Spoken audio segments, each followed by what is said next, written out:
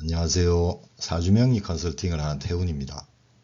오늘은 원리로 이해하는 사주명리 두 번째 시간으로 오행의 공간적인 측면에 대해 공부해 보시겠는데요. 지난 시간에 계절과 방향에 대해서는 살펴보셨고요. 이번 시간에는 사주를 해석할 때 가장 중요하다고도 볼 수 있는 한난 조습을 보시면 우선 목은 따뜻하고 촉촉한 온습의 기운이라고 보시고요. 물론 이후에 천간지지를 공부하시면 목 중에서도 간목은 건조하고 을목은 습하게 구분을 하겠지만 우선 오행으로는 목은 온습이라고 이해하시고요. 그리고 화는 불이자 태양이니 당연히 난조하고요. 가을의 기운인 금은 서늘하고 건조한 한조의 기운이고요. 그리고 수는 차갑고 습하니 냉습의 오행이라고 이해하시면 되겠습니다.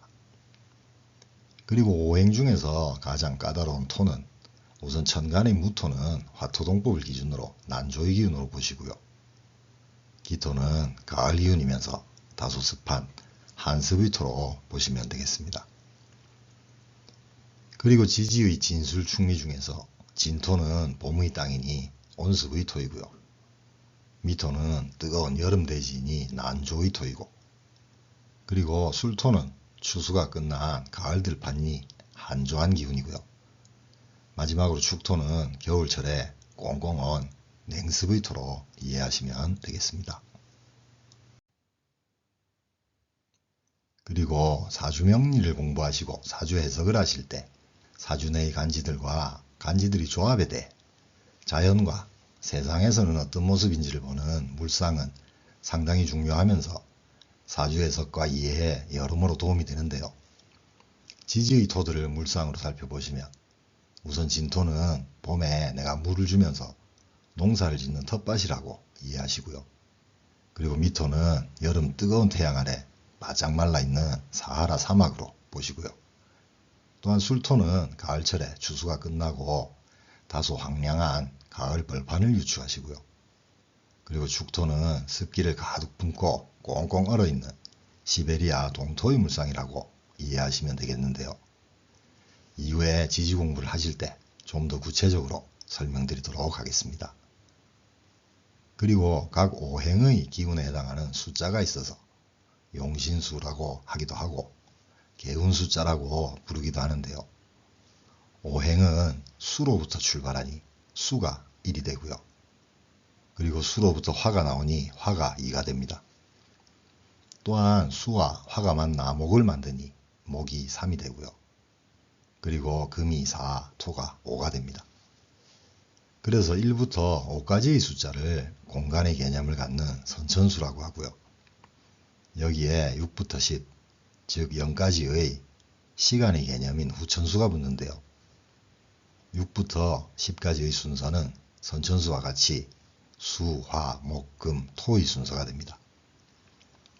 그리고 용신숫자는 장명을 할 때 획수를 감안하기도 하는데요. 생활계열의 예를 들면 만약 내가 겨울사주라 화가 용신이라면 이단지나 이동 또는 7층이나 702호와 같이 나에게 용신이 되는 숫자를 가진 주거지가 개운에 도움이 된다고 이해하시면 되겠습니다. 이번에는 오행의 천지인 중 인과 관련된, 즉 사람과 연관된 부분을 한번 공부해 보시겠는데요. 우선 인의 예지신의 오상부터 살펴보시면 목은 어질인이라 목이 유력한 사주의 분들은 타고난 심성이 어질다고 보시면 되고요.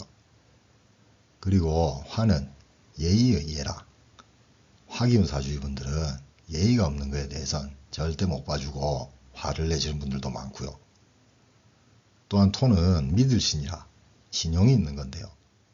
그래서 과거 삼성그룹의 창업자인 이병철 회장님은 사주에 토가 없는 임직원에게는 절대 자금이나 재무 관련 업무는 맡기지 않았다고 하고요.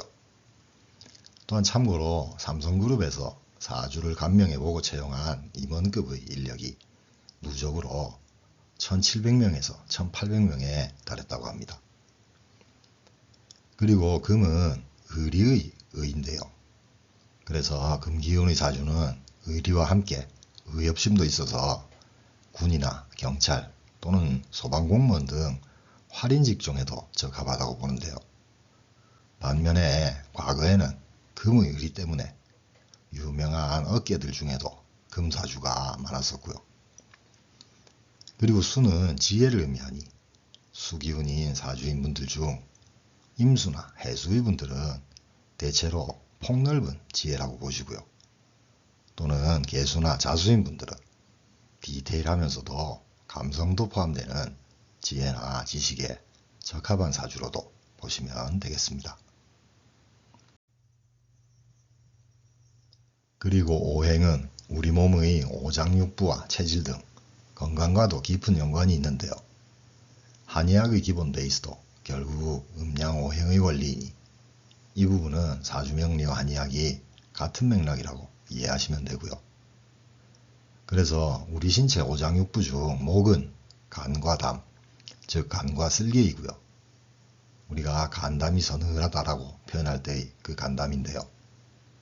사주명리적으로는 금의 창기운이 금극목을 한다고 볼 수가 있고요.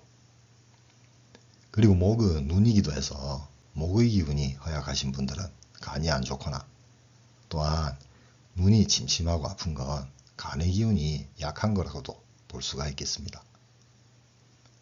그리고 화는 심장과 소장이라 심혈관계의 건강과 직결되고요. 제 경험으로는 명이나 운에서 수극화가 심해지거나 수화 상쟁이 발생하는 사주나 운기에서는 필히 심혈관계의 건강검진부터 받으시기를 조언드리고 싶고요. 또한 토는 비장과 위장의 소화기 계통인데요. 우리가 비위가 약하다고 표현할 때의 그 비장, 위장이고요. 소화기 쪽이니 입과 연결되어 있고 또한 피부나 근육도 오행으로는 토에 해당하니 토기운이 약화되면 피부 트러블부터 생긴다고도 이해하시면 되겠습니다. 그리고 금은 폐장, 대장인데요. 호흡기 계통이니 기관지나 코와도 연관되어 있고요. 또한 금기운이 약화되면 치아나 뼈도 약해질 수 있다고 보시는 게 맞겠고요. 그리고 마지막으로 수는 신장과 비뇨기 그리고 생식기와 연관되어 있는데요. 특히 이쪽 부분이 약하신 분들은 귀 쪽부터 문제가 생길 수가 있다고도 보셔야 하겠습니다. 오늘은 오행에 대한 두 번째 시간으로 오행의 천지인중, 공간과 인간의 측면에 대한 부분을 공부해 보셨는데요. 다음 시간에는 오행, 체질부터 해서 건강과 연관된 부분부터 좀 더 공부해 보시도록 하겠습니다. 오늘도 영상을 시청해 주셔서 감사합니다. 구독과 좋아요는 계속되는 영상 제작에 큰 힘이 됩니다. 꼭 부탁드립니다. 감사합니다.